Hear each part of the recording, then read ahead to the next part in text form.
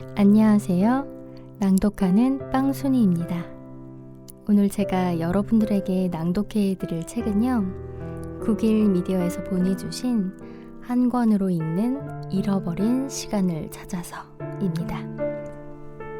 19세기 이래 리얼리즘을 타파하고 20세기 신문학의 길을 연 프랑스 작가 마르셀 프루스트의 작품 속으로 들어가 보겠습니다. 고고싱!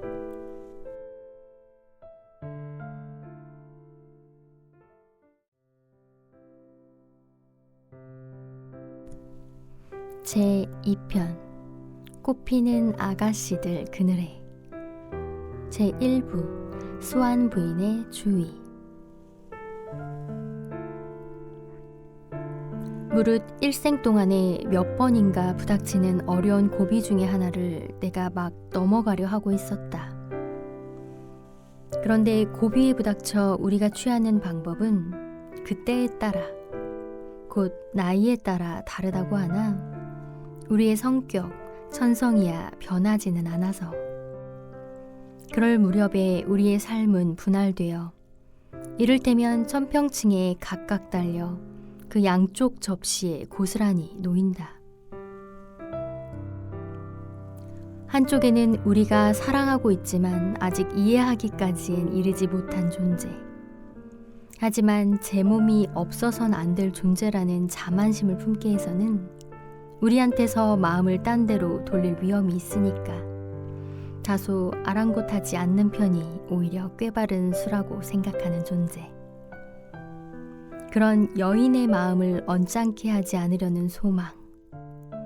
그 여인에게 지나치게 겸손하게 보이지 않으려는 소망이 놓인다. 또 하나는 그 여인 없이 견딜 수 있다는 점을 그 여인에게 믿게 하려고, 또는 그 마음에 들기를 단념한 지 오래이면서도 아무래도 여인의 얼굴을 다시 보러 가지 않고서는 앞서 경우와 반대로 진정되지 않을 것 같은 괴로움이 놓인다.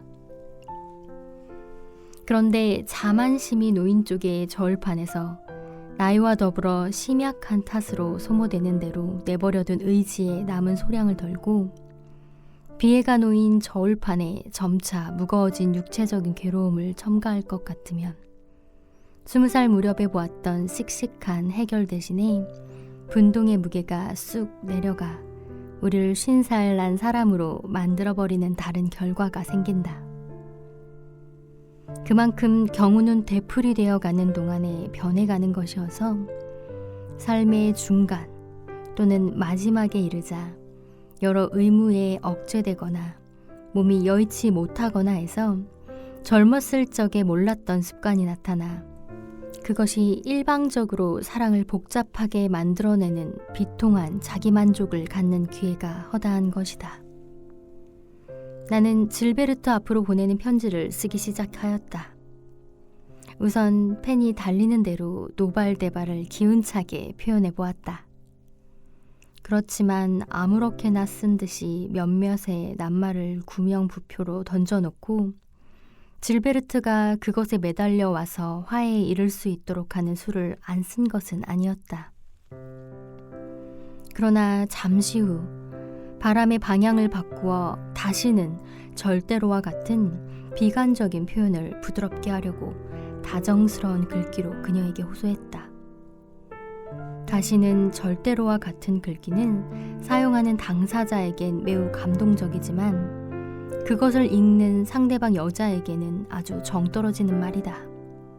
설령 그 여자가 거짓말로 알고 다시는 절대로를 좋으시다면 오늘 저녁에라도로 새겨 읽거나 또는 고지곳대로 진심으로 사랑하지 않는 경우라면 전혀 아무렇지도 않은 깨끗한 절교 통고로 믿는다 해도, 그러나 사랑에 미련이 남아있는 동안에 머지않아 곧 우리 마음에 생겨날 사랑을 느끼지 않을 내일의 자신을 미리 알아채고 성각자다운 행동을 하기가 불가능한 바에야 어찌 사랑하는 여인의 지금의 정신 상태를 모조리 상상할 수 있겠는가.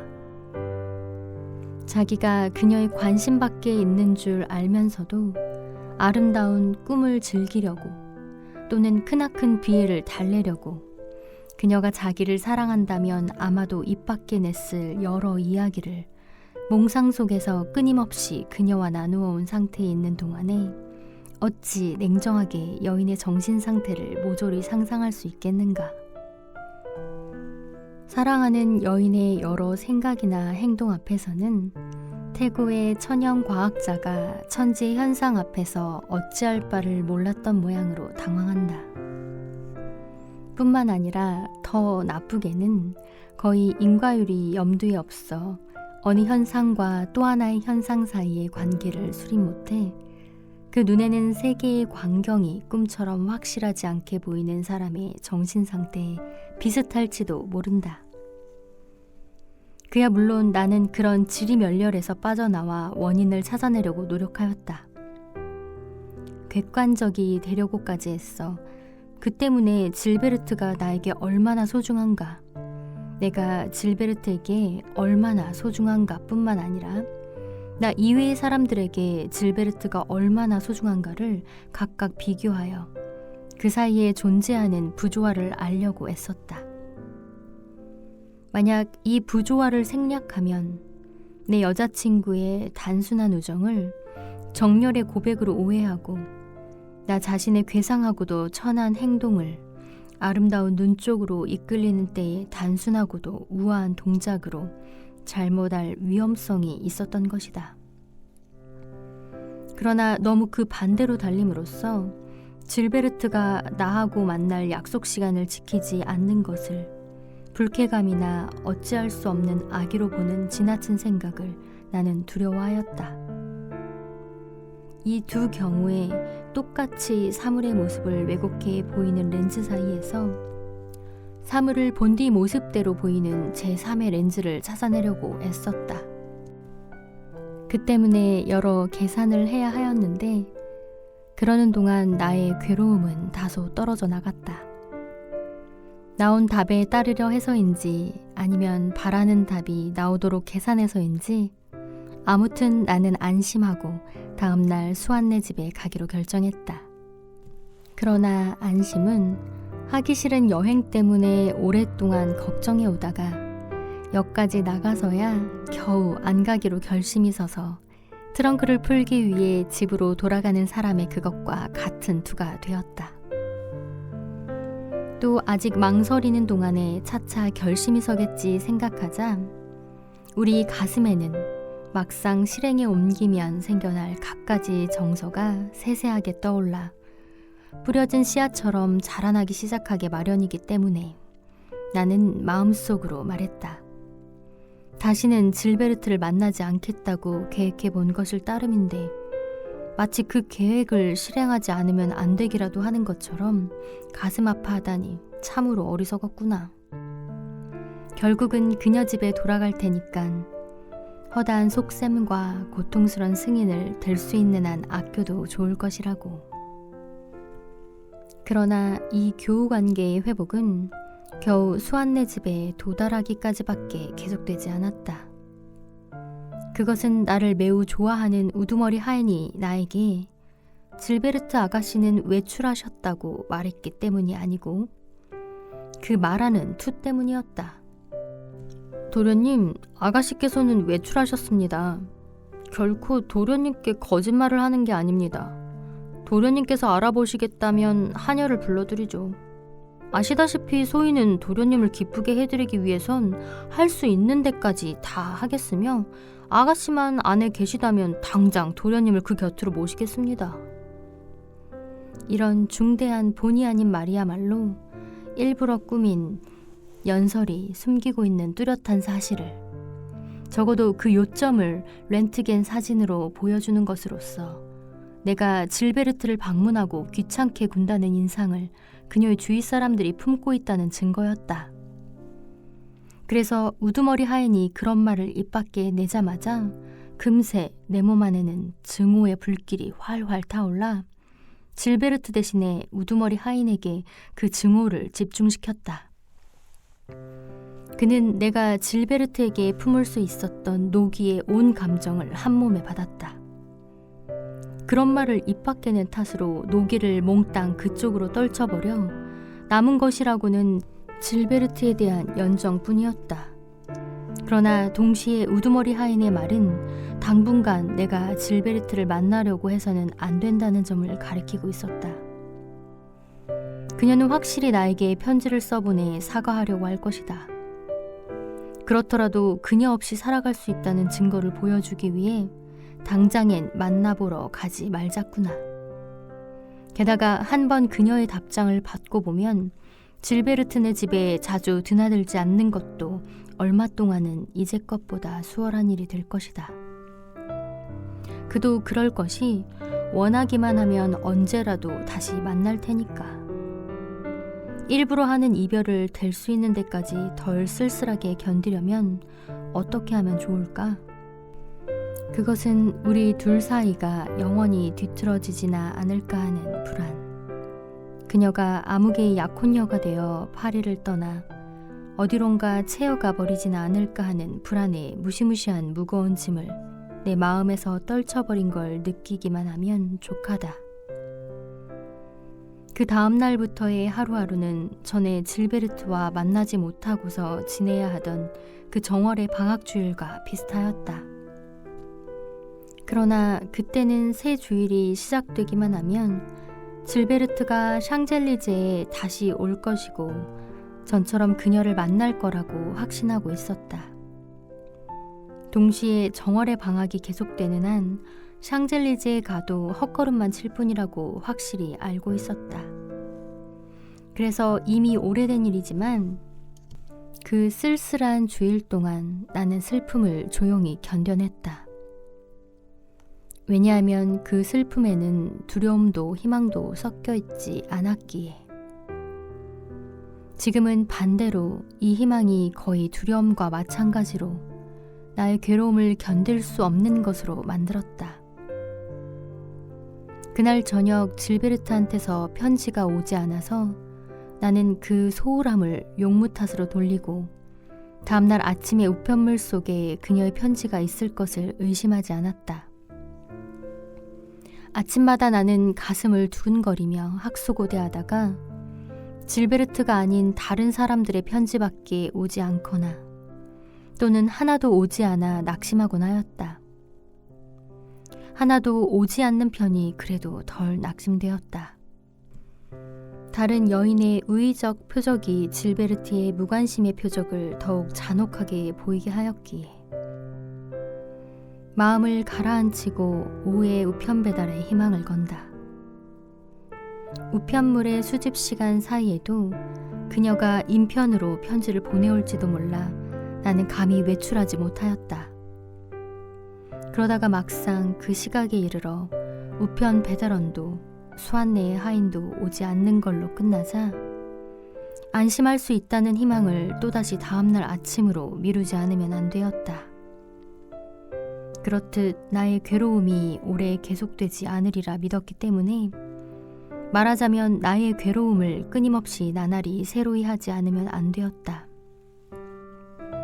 아마 비에는 같은 것일지 몰라도 지금에 와서는 전날처럼 처음에 비의 정을 한결같이 연장시키는 대신에 하루에 몇 번이고 새로운 감동을 품고서 비에가 다시 일었는데 이 감동이 어찌나 자주 되풀이되었던지 마침내 고착되고 말아서 편지에 대한 기대로 인해 일어나는 불안이 진정될 사이도 없이 기대에 대한 새로운 이유가 돌발하기 때문에 하루 동안에 단 1분만이라도 불안 상태에 놓이지 않는 순간이 없게 되었다.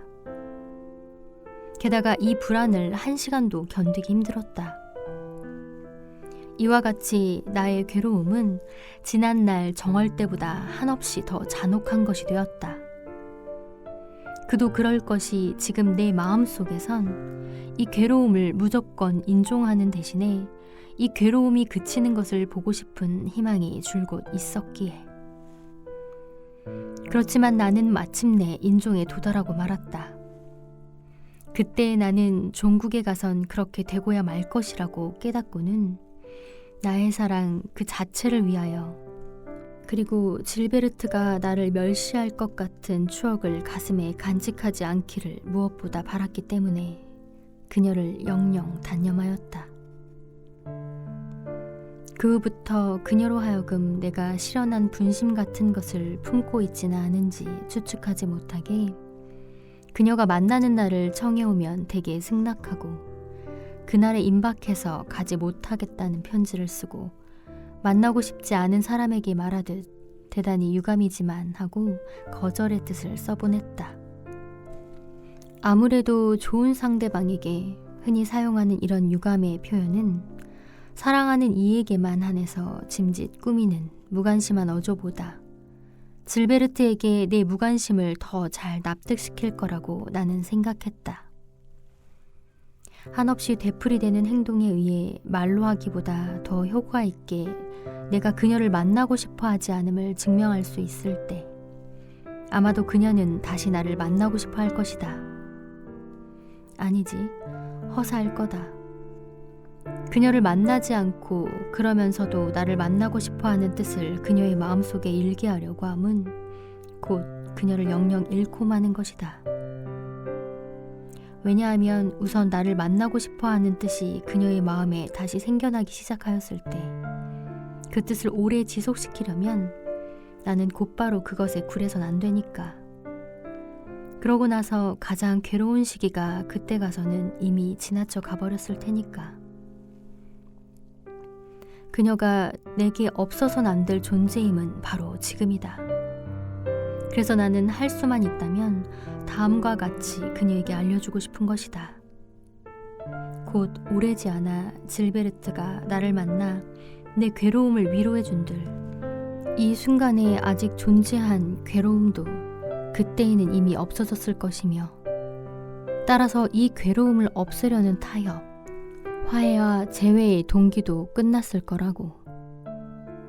또 더 세월이 흘러간 후 그녀에 대한 내 사랑을 아무런 위험 없이 그녀에게 고백할 수 있는 시기가 오더라도 그녀에 대한 나의 사랑은 그처럼 오랫동안 떨어져 있는 것에 견디지 못해 없어졌을 테니 질베르트는 내게 아무래도 좋은 사람이 되고 말 것이라고. 나는 이런 점을 알고는 있었으나 그것을 그녀에게 말하지 못하였다. 너무 오랫동안 만나지 않으면 질베르트를 사랑하지 않게 될 거라고 내가 우기기라도 하면 필시 그녀 쪽에서는 빨리 그녀의 곁에 와달라고 대답을 받고 싶어 그러는 거라고 여길 테니까. 그건 그렇고 이런 이별의 선고를 나로 하여금 더욱 수월하게 한 것은 질베르트가 집에 있지 않고 여자친구와 바깥에 나가 식사 시간에 돌아오지 않을 것을 미리 안 다음에야 수한부인을 만나러 간 덕분이다. 그렇게 하면 나도 질베르트에 대한 이야기를 듣거니와 질베르트도 다음에 가서 나에 대한 이야기를, 더구나 내가 그녀에게 집착하고 있지 않은 증거를 보여주는 말로 들을 것이라고 확신하였다. 괴로워하는 사람들이 다 그렇듯이 나의 한심한 입장이 더욱 고약하게 될 수도 있었지만 아직 거기까지는 이르지 않았다고 여기고 있었다. 그도 그럴 것이 질베르트네 집에 자유롭게 드나들 수 있던 나는 그 특권을 함부로 행사하지 않을 결심이지만 고통이 참기 힘들 정도로 심해졌을 때 이 특권을 버리기만 하면 그만이라고 늘 마음속으로 말하곤 하였기 때문이다. 나는 그날 하루밖에 불행하지 않았다. 아니, 이는 너무 지나친 말이다. 시간마다 질베르트가 언젠가는 나에게 보낼 편지의 내용을 몇 번이나 입속으로 중얼대었는가. 이런 가상된 행복의 부단한 환상이 나를 도와 실제 행복의 붕괴에 견디게 했다. 우리를 사랑하지 않는 여인에 대해서는 행방불명인 사람에 대해서인 것처럼 이미 아무런 희망이 없는 줄 안다고 해서 계속해 기대하는데 장애가 되는 게 아니다. 우리는 망보고 엿들으며 나날을 보낸다.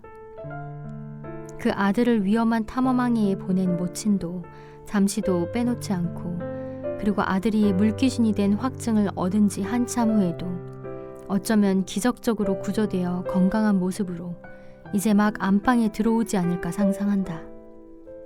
그리고 이 기대는 기억력과 여러 생리기관의 저항에 따라 여러 해에 걸쳐 아들이 이승에 없는 사실에 견디게 하여 점점 망각시켜 살아나갈 수 있게도 하고, 그렇지 않은 경우 그 생명을 잃게 한다. 또 다른 한편으로는 나의 비애는 그것이 오히려 내 사랑에 이롭다는 생각에 다소 위로되었다. 수한 부인을 찾아가면서도 질베르트를 만나지 않는 것이 가슴 쓰렸지만 나에 대한 질베르트의 사고방식을 그만큼 개선해 나가는 셈이 된다고 느꼈다. 하기야 수안네 부인 집에 가기에 앞서 그 딸의 부재를 확인하려고 늘 주의한 것은 그녀와의 사이를 뒤틀어버리겠다는 결심에서 나온 것인지도 모르지만, 마찬가지로 그녀와 절교하려는 내 의지 위에 겹쳐 있으면서 그 의지가 너무나 냉혹한 것을 내 눈에 숨기고 있는 그 화해의 희망에서 나온 것인지도 몰랐다. 화해에 대한 희망이라고 하지만 물론 나는 그것이 공상적이라는 것을 알고 있었다.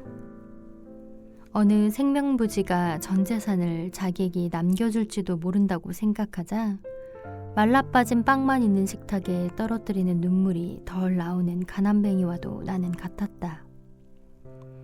현실을 견딜 만하게 만들려면 우리는 누구나 마음속에서 뭔가 철없는 사소한 말을 이야기해야 한다. 그런데 내 희망은 만약에 내가 질베르트를 만나지 않을 것 같으면 더 완전하게 그대로 남아가는 것이다. 만일 그녀의 어머니 집에서 그녀와 얼굴을 맞댔다면 우리 둘은 어쩌면 다시 돌이킬 수 없는 언사를 나눴을지도 모르고, 그 언사가 우리 둘의 불화에 못을 박고 내 희망을 죽이고 또 다른 한편으로는 새 불안을 만들어내면서 내 연정을 불러일으켜 내 단념을 더욱 어렵게 하였을지도 모른다.